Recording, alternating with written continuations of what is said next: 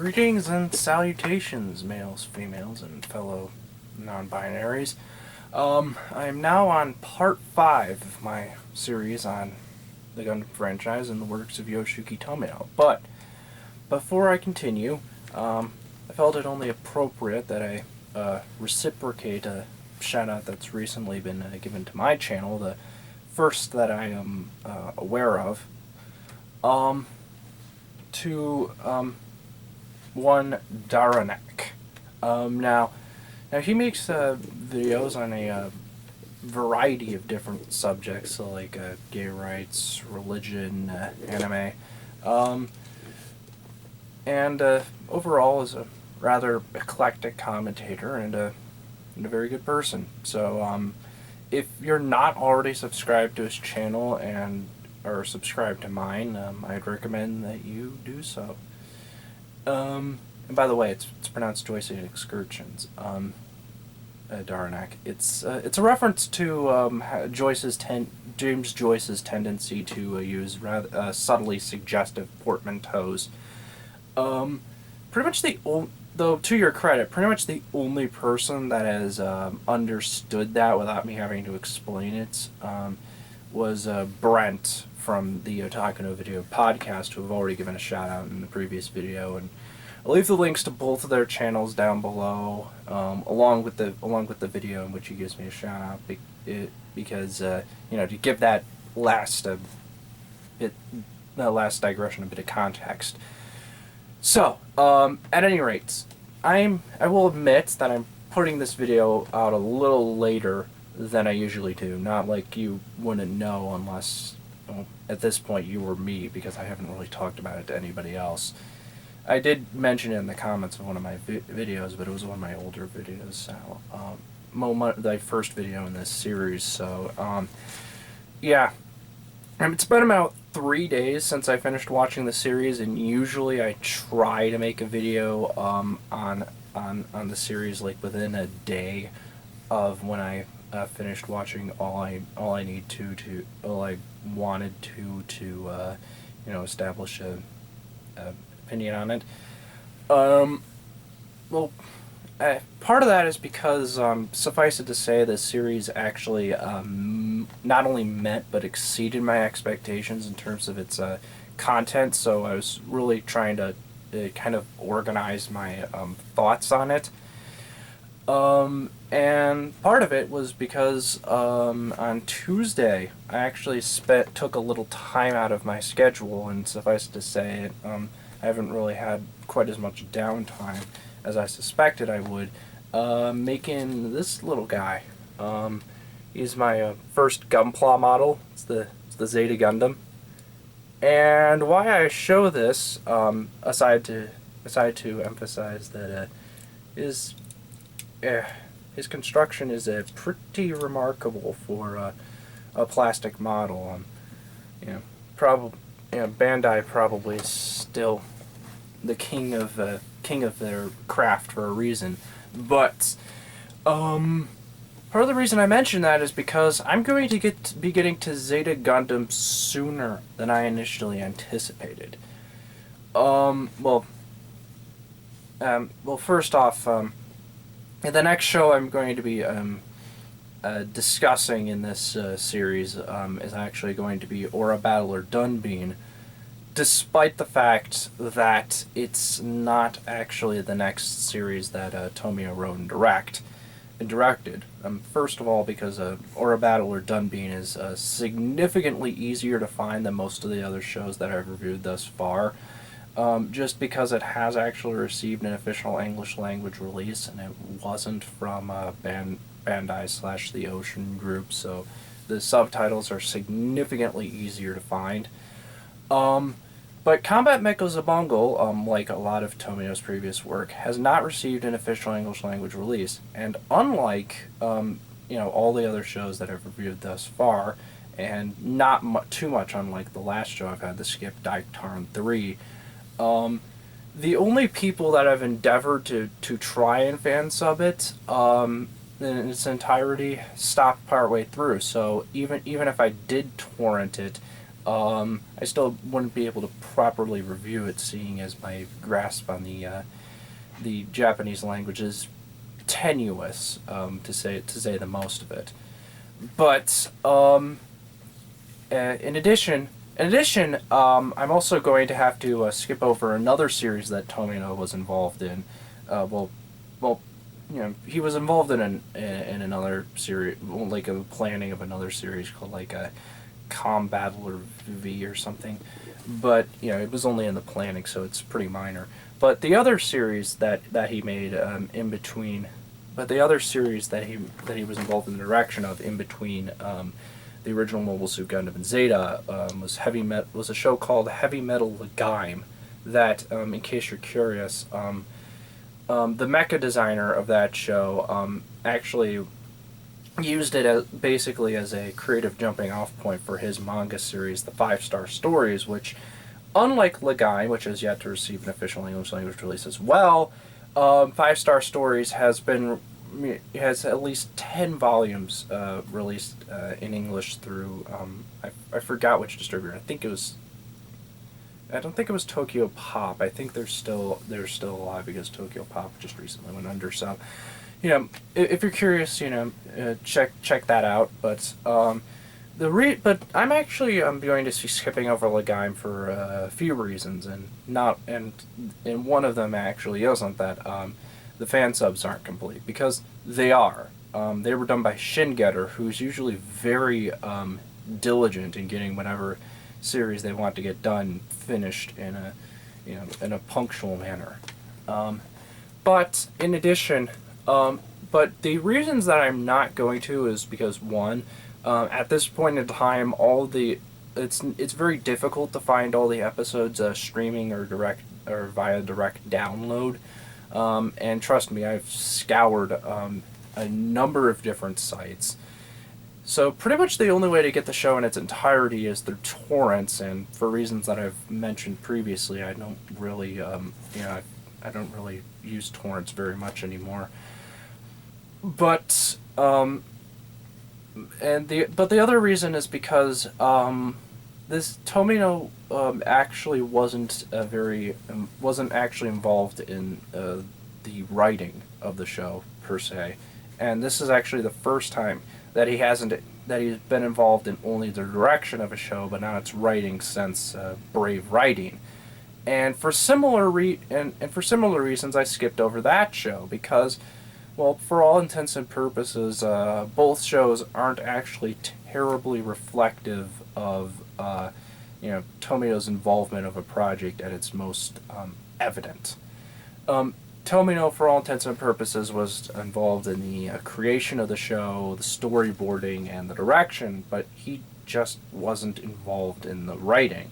And for all intents and purposes, it shows in the series. Both in terms of tone and plot, it's a lot more comparable to Star Wars than Blood Meridian or any works that Tomino's works can really be compared to. I mean, I guess Princess Mononoke as well. It's always been my favorite Studio Ghibli film for similar reasons as to why I love Tomino's work. But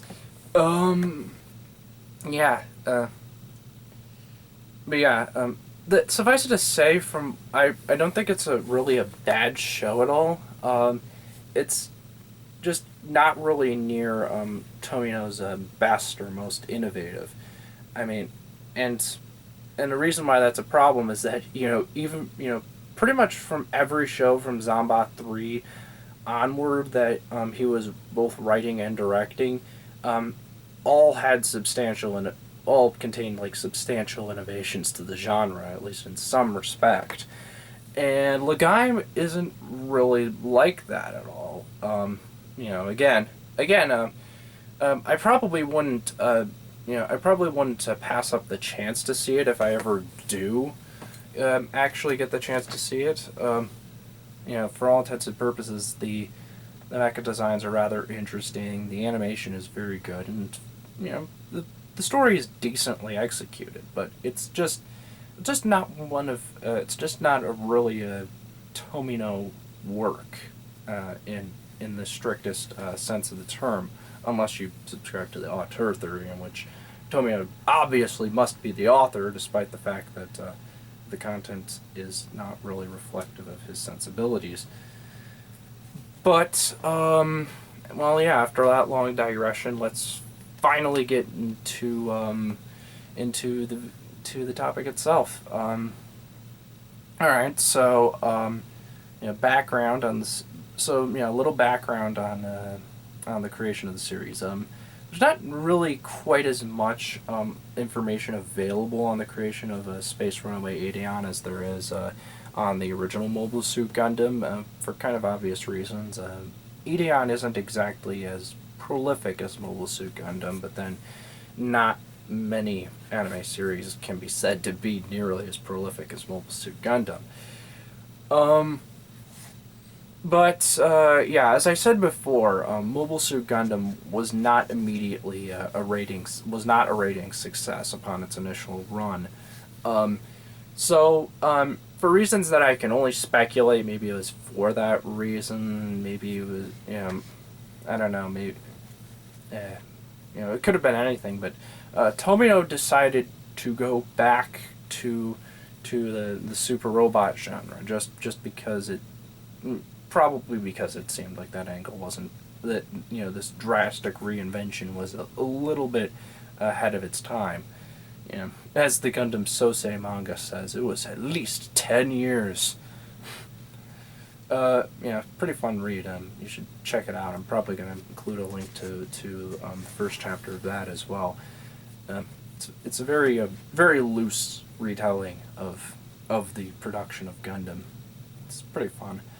At any rate, for all intents and purposes, he decided to try and take a lot of the sensibilities in terms of characterization and narrative and theme that he established in Mobile Suit Gundam, but instead he tried to apply that to a little bit more familiar territory in terms of story, in terms of just the basic creative jumping off point for the story.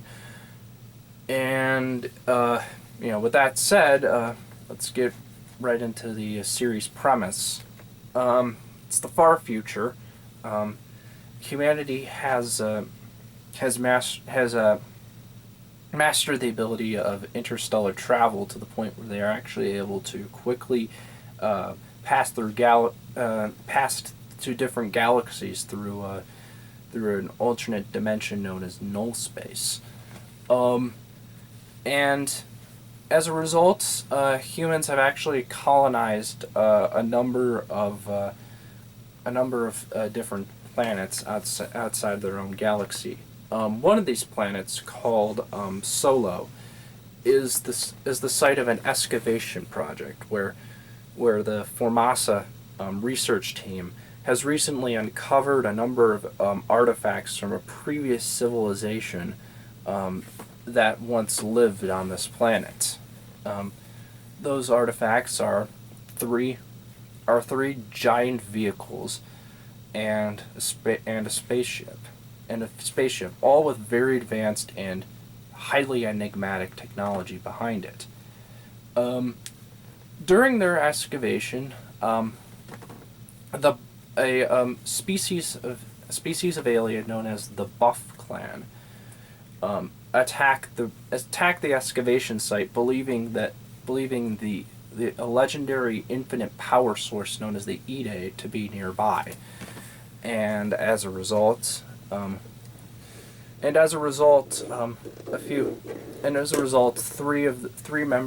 members of the research team, one of the head scientist's sons, Cosmo, a female character who can be most accurately described as Asuka Langley Soryu 1.0, Kasha, and an Air Force leader an Air Force officer named Bess, all attempt to pilot one of these three giant vehicles, and during the battle they suddenly combine into the imposing robotic presence known as Ideon, and upon its around its manifestation, the Buff Clan starts to regard it as perhaps the giant god that was present in the legends of their planets. Suffice it to say, though, that there are things reveal themselves to be quite a bit more complex than that seemingly derivative synopsis would lead one to believe. For all intents and purposes, the Buff Clan and humans and humanity are actually far more similar to each other than either one of them would be quite willing to believe, at least in the majority capacity. And basically, in short, as is usually the case with Tomino's works, not everything is quite as clear cut as the Buff Clan would also like to think it is, and as the series goes on, it becomes more apparent that the Ideon and the ship's mysterious origins are more of a source for concern than anybody would have initially suspected. But yeah, I'm kind of losing track of my thoughts now, so I guess I might as well start discussing the series' technical aspects. Yeah. The animation show was made during the early 80s, well, almost as early 80s as you could possibly get.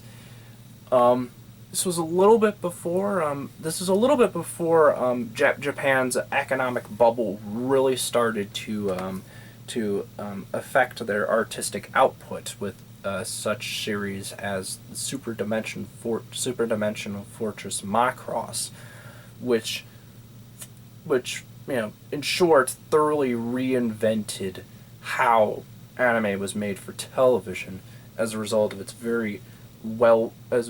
result of not only how well produced it was, but how successful it was. But that being said, Ideon was made before Macross, and in some episodes it definitely shows. In other episodes, however, the animation is actually quite good for its time, and for all intents and purposes, visually, the animation is not the only thing that's worthy of praise. The art style is very clean and attractive throughout, and pretty much everything about the artistic design is inventive and to varying degrees. In fact, this is probably one of the first shows that really started experimenting with different styles of animation, and it's used very effectively throughout. Definitely one of the reasons why Hideaki Anno finds the show to be a very profound influence on his own work, but we'll get to that later. Yeah, the sound design, and aside from that, the sound design and the music are also noteworthy improvements on the original Mobile Suit Gundam as well. With many of the tracks in the film that ended the series being Invoked, being particularly memorable and well composed. So, that all being said, the presentation was actually all very noteworthy for its time. I don't really have many complaints. And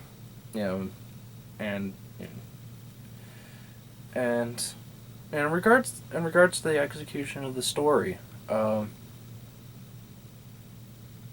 all intents and purposes, you know, I one should definitely, if one is a fan of Mobile Suit Gundam that wanted to see more works from Tomino like it, one should definitely not be dissuaded by the fact that it is for all intents and purposes, a super robot show, because in its own way, it is just as thematically complex. Um, Again, as I mentioned before, the Buff Clan probably one of the most interesting is probably one of the most interesting society of aliens that has ever been depicted in science fiction, and I'm familiar with a number of societies of aliens in science fiction, but this is by far the most fleshed out and most meaningful in its own way, and I'll get into more in the analysis portion. But suffice it to say, in its own way, the Buff Clan is just as interesting as the Principality of Zeon was in the original Mobile Suit Gundam. Um, you know, there's one character in particular who defects from it rather early in the series, so I can mention that so it isn't a spoiler. Um, and the crew of the solo ship, pretty much not just the crew, but everybody on it, reacts very remarkably realistically to it. And that's just it. Despite the fact that, for all intent, that you know, yeah, Mobile Suit, obviously Mobile Suit Gundam was a very realistic show, and as I mentioned before, Zambot 3, his last, foray into the super robot genre was nearly as dark as this. And, I should probably mention as well that Space Runaway Ideon eventually does prove itself to be a very dark show. Again, probably Tomino's darkest work up until that time, though whether or not it's outdone by some of his later works like Zeta Gundam and Victory Gundam is definitely up to debate. But people have already tried debating it. So, you know, uh, yeah. One thing that Space Runaway Ideon does very well is it reaches basically a perfect balance of of suspension of disbelief and realism. Its world, for all intents and purposes, as as fantastic as its mythos can sometimes be, it is all depicted like uncompromisingly plausibly, almost to the point of being remarkably cynical at times. And tonally, yeah, it definitely does remind me of Zambot 3, but where this succeeds, where Zambot 3, I wouldn't say fails, but it just wasn't quite up to the par of this. Is that again, it does take a lot of sensibilities from Gundam. The characterization is all remarkably complex, but also remarkably subtle. So, there are plenty of blink and you'll miss them moments where characters start to become drastically redefined. And that brings me to how the plot actually plays out in this series. I've kind of gushed about all of its positive traits thus far, and now I have to get into a bit of negative. For all intents and purposes, the first half of this show isn't actually all that eventful. It's not like nothing happens in it, mind you. Plenty of character development is given not only to the crew of the solo ship but the Buff Clan, and both of their plights start to resonate very well with anybody. Well, it started to resonate pretty well with me, but that being said, the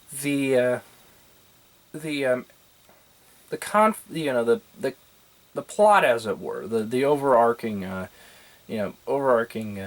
events that surround the Solo ship and the Buff Clan, which can have the potential to keep attention very well, mind you. It's just nothing was really moving forward for about 18 episodes now.